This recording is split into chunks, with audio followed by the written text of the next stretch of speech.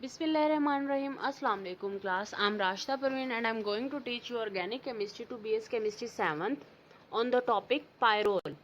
That is a heterocyclic compound and today our lecture is lecture number 1. Class आज जो हमने discuss करना है वो डिस्कस करना है पायरोल के बारे में कि पायरोल क्या होता है। सबसे पहले तो पायरोल जो है वो एक हेटेरोसाइक्लिक कंपाउंड है। हेटेरोसाइक्लिक कंपाउंड्स हमें सबसे पहले पायरोल को डिस्कस करने से पहले हमें पता होना चाहिए कि हेटेरोसाइक्लिक कंपाउंड्स क्या होते हैं। Heterocyclic compounds are those compounds that contain at least one atom of an other element in the ring system is known as heterocyclic compounds. ऐसे कंपाउंड जिनमें साइक्लिक सिस्टम के अंदर कार्बन के अलावा दूसरे एटम्स पाए जाते हैं वो हेटेरोसाइक्लिक कंपाउंड्स कहलाते हैं। तो पायरोल जो है वो भी एक हेटेरोसाइक्लिक कंपाउंड है जिसके अंदर रिंग के अंदर जो है वो कार्बन के अलावा nitrogen as a hetero atom पाया जाता है। तो आज हमने पायरोल को डिस्कस करना है। पायरोल क्या होता है, चले अब हम अपने लेक्चर की तरफ बढ़ते हैं कि लेक्चर में हम पायरोल को डिस्कस करते हैं। Pyrrole is an important 5 member heterocyclic compound. Pyrrole जो है वो एक बहुत ही इम्पॉर्टेंट 5 मेंबर हेटेरोसाइक्लिक कंपाउंड है because many naturally occurring substance contain pyrrole ring. क्योंकि बहुत सारे कंपाउंड जो हैं वो नेचर में ऐसे एग्जिस्ट करते हैं, नेचुरली एग्जिस्ट करते हैं जिनके अंदर पायरोल रिंग प्रेजेंट होती है। अब इसकी जो बहुत ही कॉमन सी एग्जांपल है क्लोरोफिल। क्लोरोफिल जो है वो एक ऐसा पिगमेंट है जो कि प्लांट के अंदर पाया जाता है और प्लांट इस क्लोरोफिल की मदद से अपनी खुराक जो है वो तैयार करते हैं। अब इस क्लोरोफिल के अंदर पायरोल की रिंग्स प्रेजेंट होती हैं। यहाँ पे स्क्रीन पे आपको प्लांट क्लोरोफिल का स्ट्रक्चर नजर आ रहा है। यहाँ पे ये देखें, इसके अंदर ये पायरोल की रिंग्स प्रेजेंट हैं। ये पायरोल की रिंग्स प्रेजेंट है। नेक्स्ट है हीमोग्लोबिन। हीमोग्लोबिन जो है ये भी एक बहुत ही इंपॉर्टेंट पिगमेंट है जो कि ह्यूमन रेड ब्लड सेल्स के अंदर पाया जाता है। इसके अंदर भी पायरोल की रिंग्स पाई जाती हैं। एंड सम अदर अल्कलॉइड्स, और कुछ अल्कलॉइड्स नाइट्रोजनस बेसिस जो हैं वो कुछ ऐसी होती हैं जिनके अंदर पायरोल की रिंग्स पाई जाती हैं। तो पायरोल जो है वो एक बहुत ही इंपॉर्टेंट कंपाउंड है। नेक्स्ट हमने डिस्कस करनी है सिंथेसिस ऑफ पायरोल। पायरोल को किस तरह से सिंथेसाइज करते हैं। अब यहाँ पे हम पायरोल के सिंथेसिस के डिफरेंट मोड्स हम डिस्कस करेंगे, जहाँ पे हम पायरोल के डेरिवेटिव्स को भी प्रिपेयर कर सकते हैं और सिंपल पायरोल को भी हम यहाँ पे प्रिपेयर कर सकते हैं। तो हम वन बाय वन इनको देखते जाते हैं। नंबर 1 है फ्रॉम फ्यूरेन। फ्यूरेन की मदद से भी हम पायरोल को सिंथेसाइज कर सकते हैं। नंबर 2 है from diammonium mucate. Diammonium mucate की मदद से भी पायरोल को सिंथेसाइज किया जा सकता है। नेक्स्ट है फ्रॉम सक्सिनामाइड। नेक्स्ट है फ्रॉम एसिटाइलिन। नेक्स्ट है फ्रॉम सक्सिनिक डाइएल्डिहाइड। नेक्स्ट है from Pal NOR synthesis. Next है फ्रॉम नोर पायरोल सिंथेसिस और उसके बाद है हेंजेस सिंथेसिस। अब ये जो लास्ट वाली 3 सिंथेसिस है ना, पाल नोर सिंथेसिस, नोर पायरोल सिंथेसिस और हेंजेस सिंथेसिस, इन सिंथेसिस को हम यूज करते हैं पायरोल के डेरिवेटिव्स को प्रिपेयर करने के लिए। बाकी जो सिंथेसिस हैं उनकी मदद से हम सिंपल पायरोल को सिंथेसाइज कर सकते हैं। अब हम one by one in synthesis को डिस्कस करते जाते हैं। नंबर 1 है फ्रॉम फ्यूरेन। फ्यूरेन की मदद से हम पायरोल को सिंथेसाइज कर सकते हैं और ये एक इंडस्ट्रियल स्केल प्रिपरेशन होती है पायरोल की, जहाँ पे हम कमर्शियल लेवल पे, कमर्शियल स्केल पे पायरोल को सिंथेसाइज कर सकते हैं। अब इसमें क्या होता है, सबसे पहले फ्यूरेन को ट्रीट करवाया जाता है अमोनिया के साथ। फ्यूरेन को अमोनिया के साथ ट्रीट करवाते हैं in the presence of alumina catalyst and steam distillation इसकी करवाई जाती है। तो हमारे पास पायरोल जो है वो प्रिपेयर हो जाता है। नेक्स्ट है from diammonium mucate. Diammonium mucate की मदद से भी हम पायरोल को सिंथेसाइज कर सकते हैं, लेकिन ये है इसकी लैब सिंथेसिस। यहाँ पे जो हम पायरोल को सिंथेसाइज करते हैं ये हम मेथड को इम्प्लीमेंट कर सकते हैं लैब के अंदर। अब इस मेथड में क्या किया जाता है, डाई अमोनियम म्यूकेट को जो है ग्लाइसिरोल के साथ ट्रीट करवाते हैं एट 200 डिग्री सेंटीग्रेड टेम्परेचर पे और हमारे पास जो है वो पायरोल जनरेट हो जाता है। नेक्स्ट हमारे पास है फ्रॉम सक्सीनामाइड। सक्सीनामाइड की मदद से भी हम पायरोल को सिंथेसाइज कर सकते हैं। ये हमारे पास सक्सीनामाइड है और सक्सीनामाइड की ये कीटो फॉर्म है। इस कीटो फॉर्म को कन्वर्ट करते हैं सबसे पहले इनोल फॉर्म के अंदर और फिर उसको ट्रीट करवाया जाता है जिंक डस्ट के साथ अंडर स्टीम डिस्टिलेशन। तो हमारे पास पायरोल जो है वो सिंथेसाइज हो जाती है।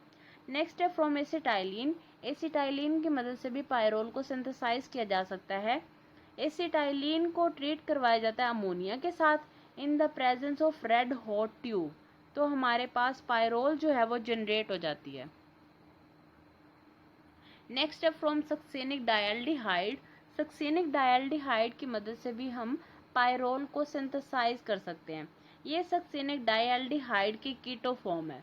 जब इसको इनोल फॉर्म के अंदर कन्वर्ट करते हैं, इनोल फॉर्म के अंदर डाई इन डाईओल, इस डाई इन डाईओल को ट्रीट करवाया जाता है अमोनिया के साथ।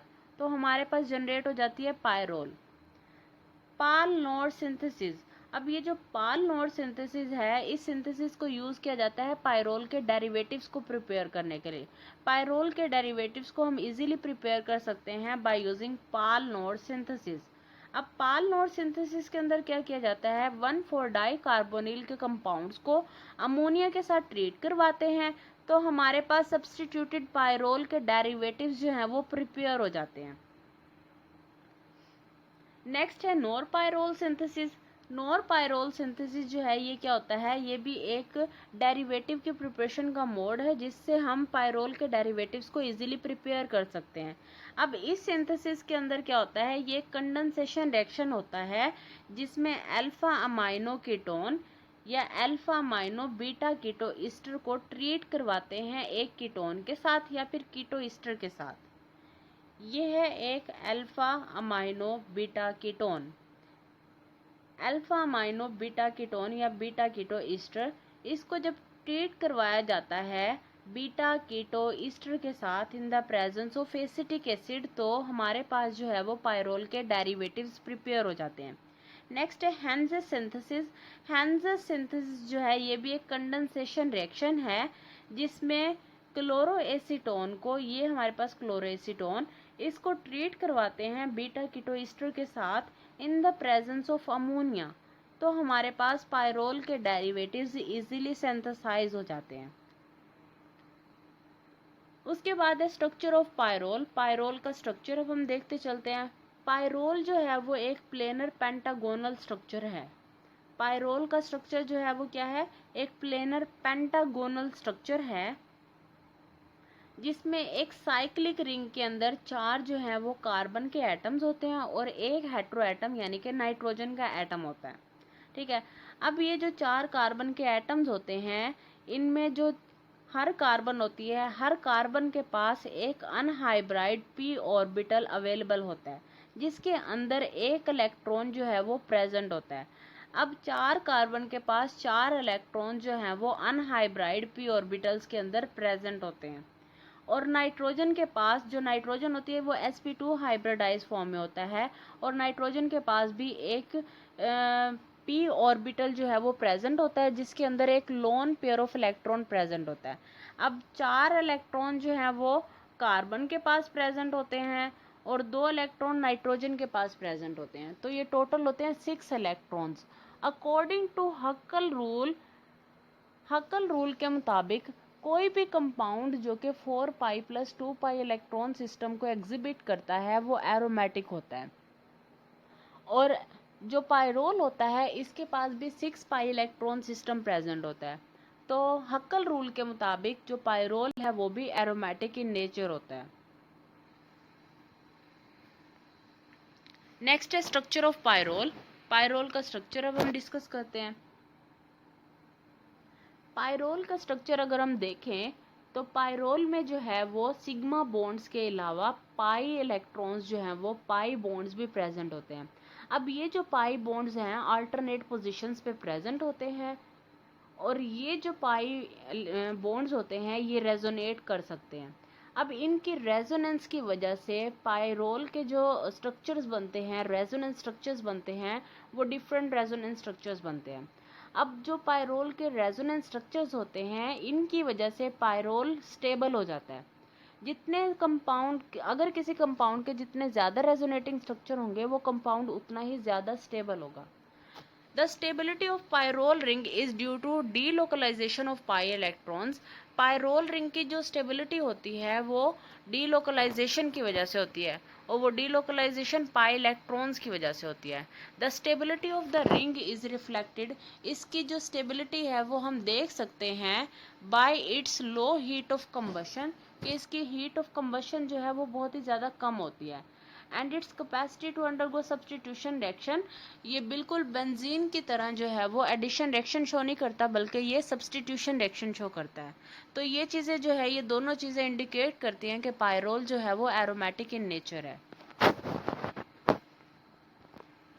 नेक्स्ट अब हमने पायरोल की प्रॉपर्टीज को डिस्कस करना है। Pyrrole is a colourless liquid, pyrrole जो है वो एक कलरलेस लिक्विड है। It's boiling point is 131 degree centigrade, इसका जो बॉइलिंग पॉइंट है वो 131 डिग्री सेंटीग्रेड है। दैट रैपिडली टर्न्स, जो कि एकदम से बदल जाता है on brown resin, brown resin के अंदर ये एकदम से चेंज हो जाता है। व्हेन एक्सपोजर टू एयर, जब इसको एयर के साथ कॉन्टैक्ट में लाया जाता है। It's order is like that of chloroform, इसकी जो स्मेल होती है वो क्लोरोफॉर्म की जैसी होती है। It is sparingly soluble in water, water के अंदर ये स्पेरिंगली सोलुबल होता है, यानी कि कंप्लीटली डिसॉल्व नहीं होता। But readily soluble in ethanol and ether, लेकिन एथेनॉल और ईथर के अंदर ये जल्दी से सोलुबल हो जाता है। नेक्स्ट है chemical properties.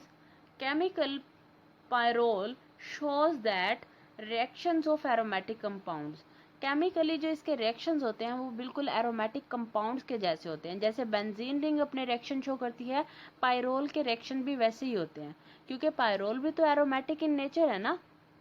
It is less aromatic, ये कम एरोमेटिक होता है देन थायोफीन, सबसे ज्यादा जो है वो थायोफीन एरोमेटिक होता है, उसके बाद पायरोल एरोमेटिक होता है, और उसके बाद जो है वो फ्यूरेन एरोमेटिक इन नेचर होता है। Some of these reactions of pyrrole are given below, pyrrole के जो कुछ रिएक्शंस हैं वो यहाँ पे दिखाए गए हैं। नंबर 1 है रिडक्शन रिएक्शन। जब हम पायरोल को माइल्ड रिएक्शन में ट्रीट करवाते हैं तो इसकी पार्शियल रिडक्शन होती है। माइल्ड रिएक्शन में पायरोल को जब हम ट्रीट करवाते हैं जिंक के साथ, जिंक डस्ट के साथ और एसिटिक एसिड के साथ, तो हमारे पास पार्शियल रिडक्शन के नतीजे में बनता है 3 पायरोलीन। लेकिन जब इसकी कंप्लीट रिडक्शन करवाई जाती है इन द प्रेजेंस ऑफ निकल, रेनी निकल एंड 200 डिग्री सेंटीग्रेड टेम्परेचर, तो पायरोल जो है वो कंप्लीटली रिड्यूस हो जाता है और ये देता है पायरोलिडीन। नेक्स्ट है इसका ऑक्सीडेशन रिएक्शन। ऑक्सीडेशन रिएक्शन में जब पायरोल को ट्रीट करवाते हैं क्रोमियम ऑक्साइड कैटालिस्ट के साथ in the presence of acetic acid, तो ये देता है मैलिक एमाइड। नेक्स्ट है basic character. Pyrrole is a weak base, pyrrole जो है वो एक वीक बेस है। क्यों? क्योंकि पायरोल के अंदर, पायरोल जो है इसकी रिंग के अंदर नाइट्रोजन एटम प्रेजेंट होता है। अब उस नाइट्रोजन एटम के ऊपर एक लोन पेयर भी प्रेजेंट है, और वो लोन पेयर जो है वो फ्रीली प्रेजेंट नहीं होता, वो लोन पेयर जो है वो कंट्रीब्यूट करता है उसके एरोमेटिसिटी के अंदर, जिसकी वजह से पायरोल जो है वो वीक बेस है। It react with dilute HCl, ये डाइल्यूट HCl के साथ रिएक्ट करता है और पायरोल हाइड्रोक्लोराइड बना देता है। अब जो पायरोल हाइड्रोक्लोराइड है ये जब ऑक्सीजन के साथ रिएक्ट करता है एयर के अंदर, एटमॉस्फेयर के अंदर जो ऑक्सीजन प्रेजेंट होती है, ये फौरन से उस ऑक्सीजन के साथ रिएक्ट कर लेता है और पॉलीमराइजेशन रिएक्शन शो करता है, जिसके नतीजे में ब्राउन कलर का रेजिन बनता है। नेक्स्ट है एसिडिक कैरेक्टर। पायरोल ना तो एक वीक बेस है बल्कि ये एक वीक एसिड भी है, और जब इसको पोटाशियम हाइड्रोक्साइड के साथ ट्रीट करवाते हैं तो ये जो है एक साल्ट बना देता है, पोटाशियम पायरोल का साल्ट। नेक्स्ट है इसका पॉलीमराइजेशन रिएक्शन। जब पायरोल को कंसंट्रेटेड एसिड के साथ ट्रीट करवाते हैं तो ये पॉलीमर्स बना देता है और पॉलीमर्स की एक लॉन्ग चेन बना देता है। नेक्स्ट है ring expansion reaction. When pyrrole is treated with sodium methoxide, pyrrole को जब सोडियम मेथोक्साइड के साथ ट्रीट करवाते हैं, एंड मिथाइलिन आयोडाइड, सोडियम मेथोक्साइड और मिथाइलिन आयोडाइड के साथ जब पायरोल को ट्रीट करवाते हैं तो ये रिंग एक्सपेंशन रिएक्शन शो करता है। ये पायरोल है, इसको जब सोडियम मेथोक्साइड के साथ और मिथाइलिन आयोडाइड के साथ ट्रीट करवाया जाता है तो ये रिंग एक्सपेंशन रिएक्शन शो करके पायरिडीन के कंपाउंड बना देता है। नेक्स्ट है रिंग ओपनिंग रिएक्शन। जब पायरोल को ट्रीट करवाते हैं हाइड्रोक्सल अमीन के साथ in the presence of ethanol तो ये जो है सक्सिन डाइएल्डिहाइड बना देता है, डाइऑक्साइम ऑफ सक्सिन डाइएल्डिहाइड। नेक्स्ट है इलेक्ट्रोफिलिक सब्स्टिट्यूशन रिएक्शन। जिस तरह से बेंजीन जो है वो इलेक्ट्रोफिलिक सब्स्टिट्यूशन रिएक्शन शो करती है, पायरोल भी इसी तरह के इलेक्ट्रोफिलिक सब्स्टिट्यूशन रिएक्शन शो करता है। नंबर 1 है इसका nitration reaction. Pyrrole can be nitrated by a cold solution of nitric acid. Pyrrole को जब नाइट्रिक एसिड के साथ ट्रीट करवाते हैं in the presence of acetic anhydride तो पायरोल जो है 2 नाइट्रो पायरोल के कंपाउंड्स देता है। पायरोल को जब नाइट्रिक एसिड के साथ ट्रीट करवाएंगे इन the presence of acetic anhydride तो 2 नाइट्रो पायरोल जो है वो हमारे पास बन जाता है। नेक्स्ट है इसका सल्फोनेशन रिएक्शन। सल्फोनेशन रिएक्शन में जब पायरोल को ट्रीट करवाया जाता है सल्फर ट्राइऑक्साइड के साथ in the presence of pyridine at 90 degree centigrade temperature तो पायरोल 2 सल्फोनिक एसिड जो है वो ऑब्टेन होता है। उसके बाद है halogenation reaction. Halogenation reaction of pyrrole proceed with great vigour and careful control of the reaction condition. Pyrrole के जो हेलोजिनेशन रिएक्शंस होते हैं ये बहुत ज्यादा केयरफुली कंट्रोल किए जाते हैं। नंबर 1 है chlorination is carried out with sulphuryl chloride in ether at 0 degree centigrade temperature. और जो इसकी ब्रोमिनेशन होती है वो एथेनॉल के प्रेजेंस में की जाती है 0 डिग्री सेंटीग्रेड टेम्परेचर पे।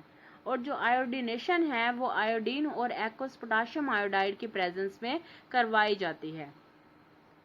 अब हम 1 बाय 1 इनके रिएक्शंस देख लेते हैं। पायरोल को जब सल्फराइल क्लोराइड के साथ ट्रीट करवाते हैं या थायोनील क्लोराइड के साथ ट्रीट करवाते हैं in the presence of ether at 0 degree centigrade temperature तो ये जो है 2, 3, 4, 5 टेट्राक्लोरोपायरोल का कंपाउंड देता है। इसी तरह से जब पायरोल को ब्रोमीन के साथ ट्रीट करवाते हैं in the presence of ethanol at 0 degree centigrade temperature तो ये जो है 2, 3, 4, 5 टेट्राब्रोमोपायरोल के कंपाउंड्स बना देता है। नेक्स्ट जब पायरोल को आयोडीन के साथ ट्रीट करवाते हैं in the presence of potassium iodide तो ये 2, 3, 4, 5 टेट्रा आयोडोपायरोल के कंपाउंड्स बना देता है। नेक्स्ट है फ्रीडल क्राफ्ट एसाइलेशन रिएक्शन। जिस तरह से बेंजीन जो है वो फ्रीडल क्राफ्ट रिएक्शन शो करती है पायरोल भी इसी तरह से फ्रीडल क्राफ्ट रिएक्शन शो करता है। पायरोल में भी एसाइलेटेड पायरोल को हम एसाइलेट कर सकते हैं in the presence of acetic anhydride and 250 degree centigrade temperature. लेकिन इसके लिए कोई भी कैटालिस्ट हमें नहीं चाहिए होगा। जब पायरोल को हम ट्रीट करवाएंगे इन कंडीशंस के अंदर तो पायरोल जो है वो 2 एसिटाइल पायरोल का कंपाउंड देती है। ठीक है। उसके बाद है राइमर टाइमर फॉर्माइलेशन।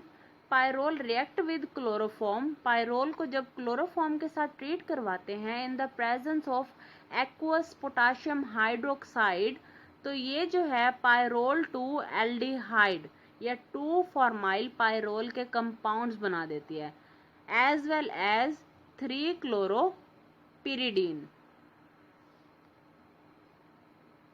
नेक्स्ट है diazo coupling reaction. Pyrrole couples with benzene diazonium chloride. Pyrrole जो है वो बेंजीन डायजोनियम क्लोराइड के साथ रिएक्ट करती है और इन अ वीकली एसिडिक सॉल्यूशन। ये जो सॉल्यूशन होता है ये वीकली एसिडिक इन नेचर होता है और ये जो है 2 फिनाइल एजोपायरोल के कंपाउंड्स देता है। नेक्स्ट हमने डिस्कस करने हैं इसके यूजेस। पायरोल जो है इसके हमने यूजेस अब डिस्कस करने हैं। Pyrrole can be use as a commercial solvent. Pyrrole को कमर्शियल सॉल्वेंट के तौर पे यूज किया जाता है। It is use as intermediate, इसको इंटरमीडिएट के तौर पे यूज किया जाता है in the production of नायरोल।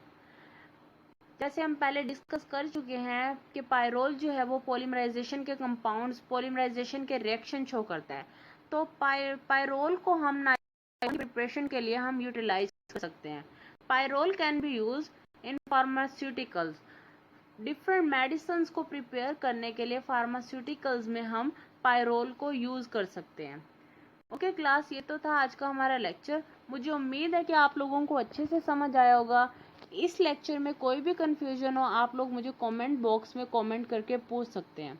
Okay class, अल्लाह हाफिज़, बाय बाय।